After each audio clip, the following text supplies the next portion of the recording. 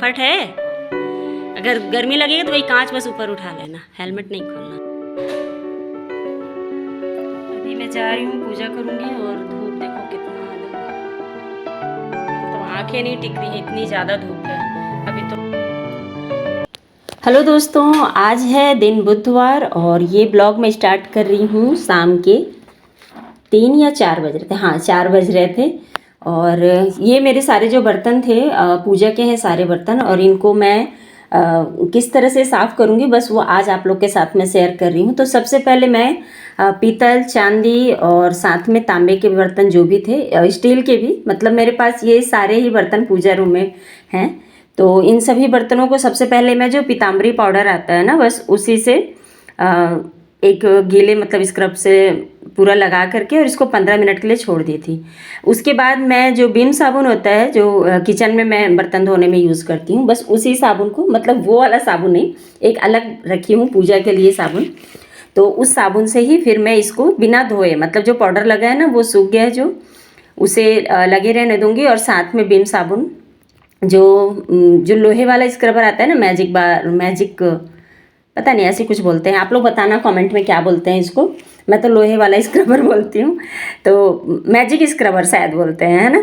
तो बस इसको हल्का सा गीला करके और साबुन लगा के और इसको थोड़े से मजबूत हाथों से, मतलब नरम हाथों से नहीं साफ़ करना है, अच्छा मजबूत हाथों से इसको रगड़ दीजिए। और देखिए चुटकियाँ बजाते मतलब ना बर्तन वापस से नए की तरह चमचमाने लगते हैं इस तरह से। तो ये तो रहा तांबे का बर्तन, है ना, किस तरह से चमकाना है। और पीतल के जो बर्तन हैं उनके साथ भी मैं सेम प्रोसेस करूँगी, मतलब इसी तरह से पीताम्बरी का ही पाउडर मैं इसमें भी लगा के रख दी थी। और इसे भी उसी तरह से उसी विम साबुन से या जो भी आपके पास बर्तन धोने का साबुन हो उसको उसमें लगा के और थोड़े से कड़े हाथों से ही ऐसे घिस करके धोना है। और मैं पहले इस जो क्या बोलते हैं उसको, जूना, है ना, जूना बोलते हैं ना बहुत लोग, जो बर्तन धोने का हरा वाला आता है, तो उससे पहले मैं साफ़ करती थी, बट वो उतनी शाइनिंग नहीं ले आता था जितना कि ये जो लोहे वाला है ना स्क्रबर, इससे साफ़ होता है। और इसका आइडिया मुझे ना मेरी जो जेठानी है उससे मिला था। उन्होंने एक बार ना गणेश पूजा में पूरे बर्तनों को ऐसे ही चमका दिया था सिर्फ साबुन से और इस लोहे वाले। तो इसमें थोड़ा शायद बर्तन घिसता तो ज़रूर है पर यह है कि चमक जाता है। तो मैं तो खैर इस रूल्स को रोज़ फॉलो नहीं करती हूँ, मतलब महीने 2 महीने हो जाते हैं ना तो सारे बर्तनों को ऐसे इकट्ठा करके और चमका देती हूँ। और ये देखो कैसा चमचमा रहा है, बिल्कुल बिल्कुल नया हो जाता है। पीतल के बर्तन और तांबे के बर्तन ना बिल्कुल न्यू दिखने लगते हैं मुझे। तो जब भी मुझे लगता है ना कि बहुत ज़्यादा गंदा हो गया है मेरे पूजा के बर्तन, उनको मतलब अब सफाई ढूंढ रहे हैं वो, तो उन्हें इसी तरह से मैं इकट्ठा करके और जब भी खाली टाइम मिलता है तो मैं इसको धो लेती हूँ। और ये अब मैं दिखा रही हूँ आपको चांदी के बर्तन को।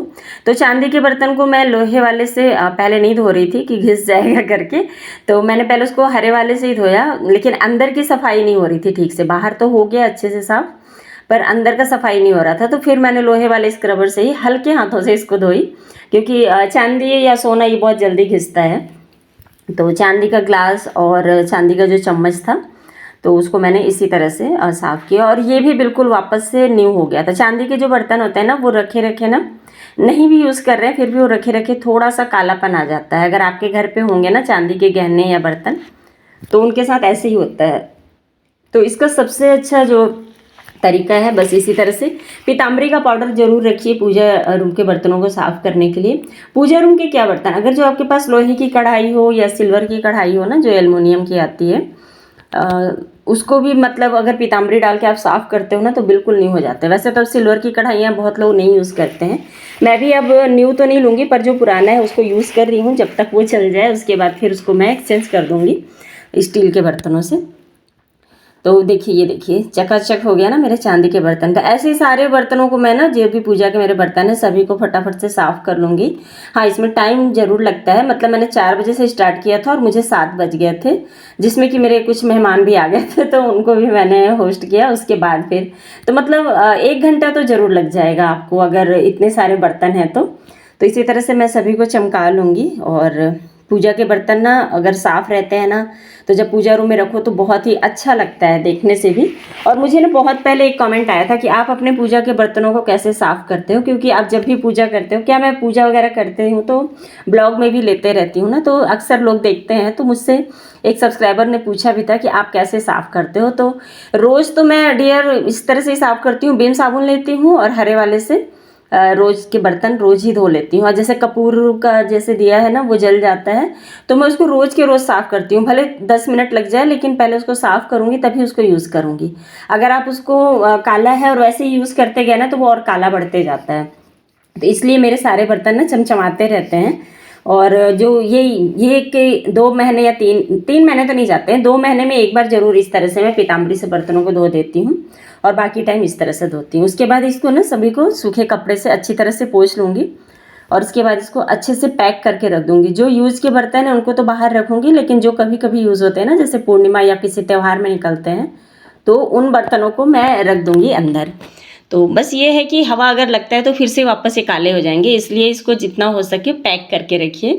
अगर प्लास्टिक की पॉलीथीन वाली जो पैकेट जिप जैप है ना, अगर वो है तो उसमें डाल के रख दीजिए, बिल्कुल जैसा आपने साफ़ किया वैसे ही रहेगा। तो यहाँ तो हो गई बर्तनों की सफाई। अब कर लेती हूँ, आज शंकर जी का जो फाउंटेन है ना, ये भी काफ़ी गंदा हो रखा है, मतलब डस्ट बहुत ज़्यादा हो गया है, तो आज इसकी भी सफाई कर दूँगी। तो बस आज मंदिरों के ही पीछे पड़ी हूँ मैं अपने, तो बस यहाँ पे इसको भी चकाचक कर दी और बहुत ही प्यारा लुक आ रहा था। मतलब शंकर जी के जब भी नाइट में मैं इनको जलाती हूँ ना, ये वाले फाउंटेन को, तो बहुत ही शांति मिलती है देखने से मुझे।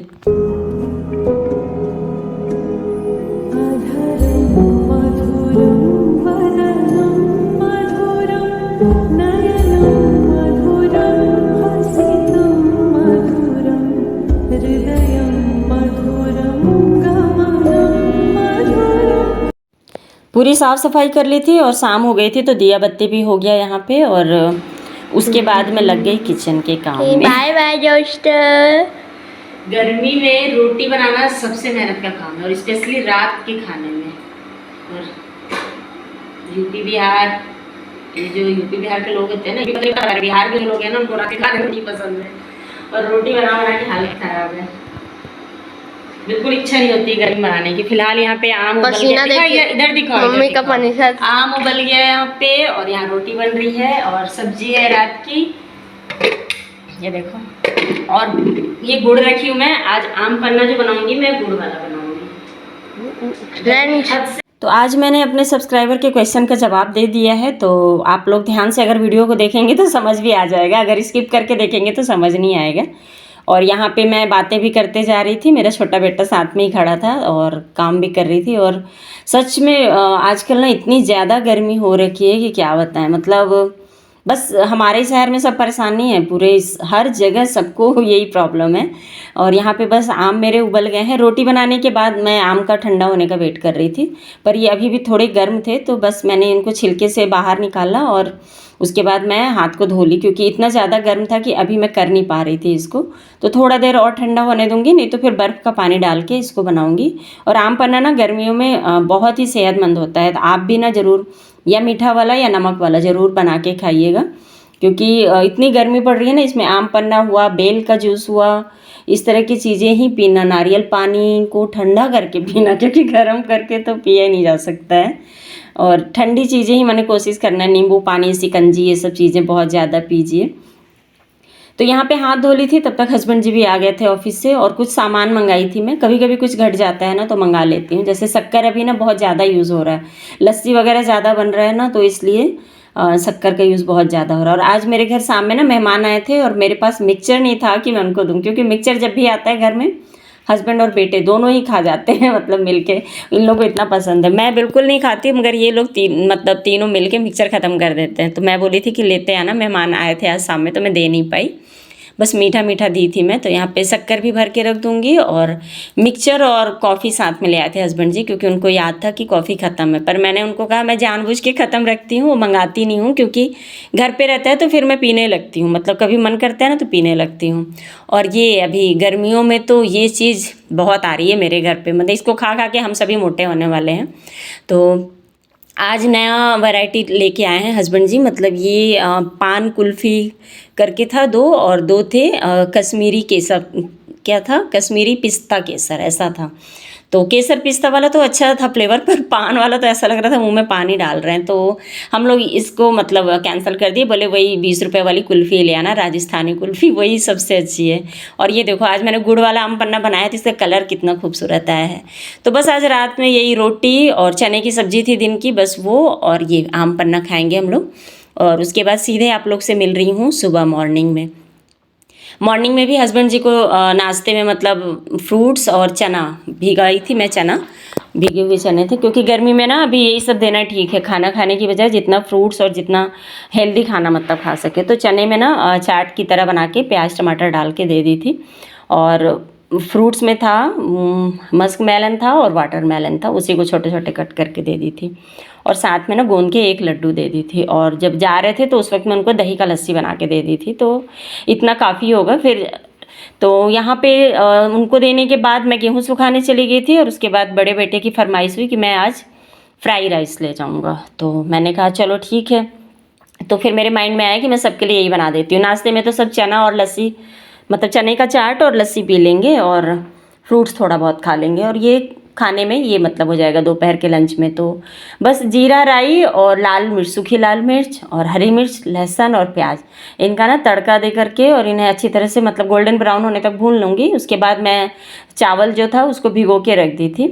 और जब वो अच्छी तरह से फूल गए थे तो उनको भी फिर साथ में डाल दूँगी। और नमक और हल्दी डाली थी। लेमन राइस भी शायद ऐसे ही बनता है, बस उसमें चना दाल और इमली पानी डलता है। तो मैं इसी तरह का कुछ बना रही थी। बट ये था कि मतलब जो चीज़ मैं चावल बना के कई बार फ्राई करती थी उसको आज मैं चावल के साथ ही फ्राई कर दी हूँ, इस तरह से कर ली हूँ। और काफ़ी अच्छा है, मतलब ना हेल्दी भी है और फटाफट से बन जाएगा और बच्चों की फेवरेट भी है।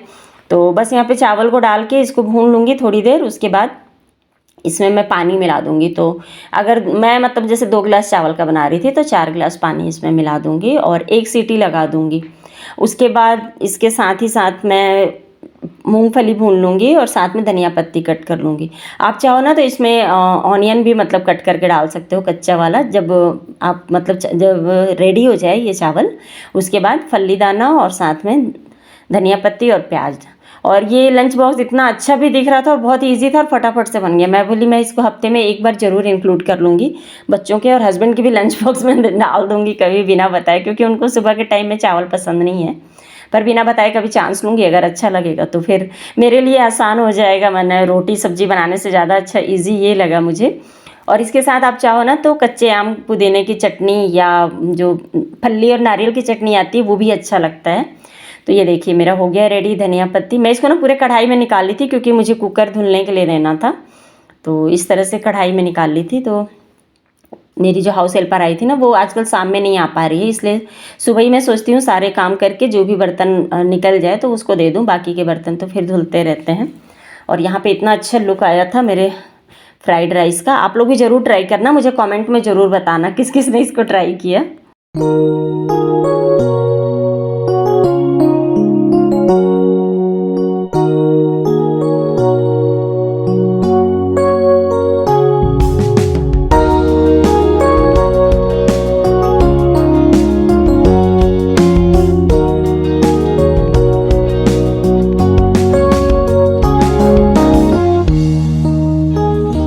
नींबू ज़रूर डाल लीजिएगा या इमली पानी आप डाल लीजिएगा, तो वो बिल्कुल खट्टा भात जो बनता है ना साउथ में, बस वैसा स्वाद आ रहा था मुझे। तो नींबू इसलिए डाली थी क्योंकि गर्मियों में जितना हो सके उतना नींबू और कच्चे आम का मतलब यूज़ करना अच्छा रहेगा, फ़ायदेमंद रहेगा। और यहाँ पे आज बड़े बेटे के लिए आई है सुरक्षा। जी हाँ, मतलब सबसे ज़्यादा ज़रूरी है, अगर आप 2 व्हीलर चला रहे हैं तो उसमें हेलमेट ज़रूरी है। और कुछ दिनों से उसको सिखा रहे थे, इसलिए मतलब वो कंफर्ट नहीं रहता, इसलिए उसको नहीं ला के दे रहे थे। पर कल जा कर के ले आए थे हस्बैंड और बच्चे, तो हेलमेट अब से वो पहन के जाएगा। और ये उसी के पसंद की है।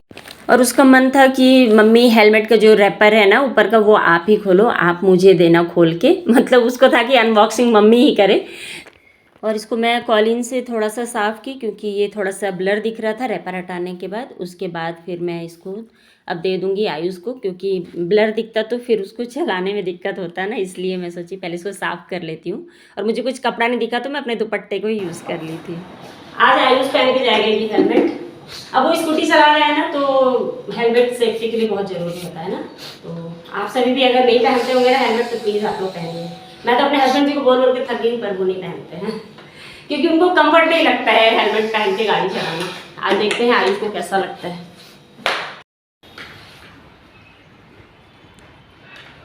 कंफर्ट है? कंफर्ट है? अगर गर्मी लगेगा तो वही कांच बस ऊपर उठा लेना, हेलमेट नहीं खोलना।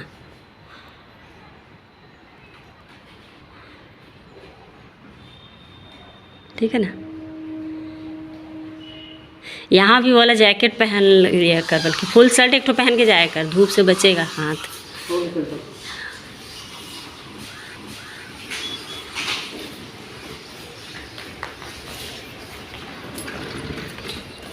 आगे पीछे दोनों तरफ हवा चेक करा लेना ना, यहीं पास में जो पापा जहाँ कराते हैं वहीं करा लेना। हाँ हाँ, क्योंकि हवा पीछे कम है, बहुत पंचर हो जाएगा नहीं तो। राधे राधे। स्टैंड का ध्यान रखना बिल्कुल।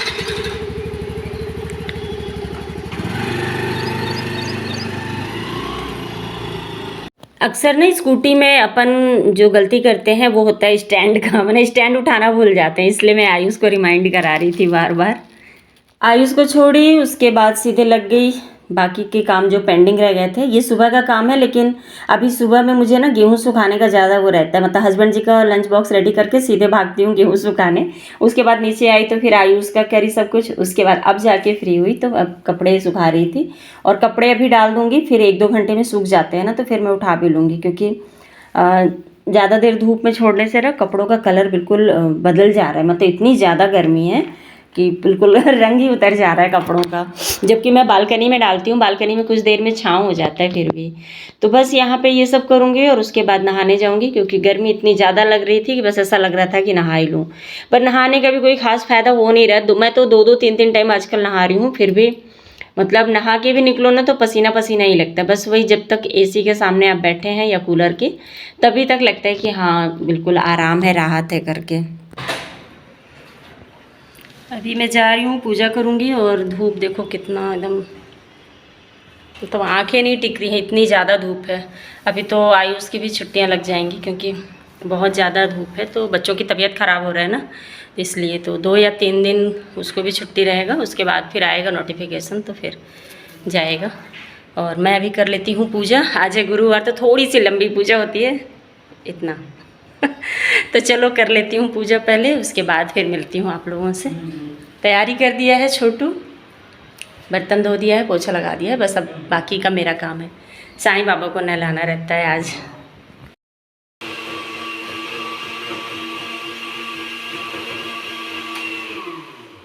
पूजा करने के बाद इतनी गर्मी लग रही थी कि पहले नाश्ता से पहले ऐसा लगा लस्सी पी लें, तो नाश्ते के साथ ही लस्सी भी मैं बना ली। और मैं और छोटू खाएंगे यहाँ पे। तो छोटू तो फ्रूट्स खा लिया था, पर मैं फ्रूट्स नहीं खाई थी। और जो फ्राइड राइस बनाए थे ना, अब इसको मैं खाने में नहीं खाने वाली हूँ। मैं एक साथ अभी फ्रूट्स और लस्सी और फ्राइड राइस खा लूँगी, तो फिर अब कोई खाना वाना नहीं खाऊँगी दोपहर में, क्योंकि इस समय ना एक टाइम खा लो तो फिर दिन भर इच्छा नहीं होती है खाने की।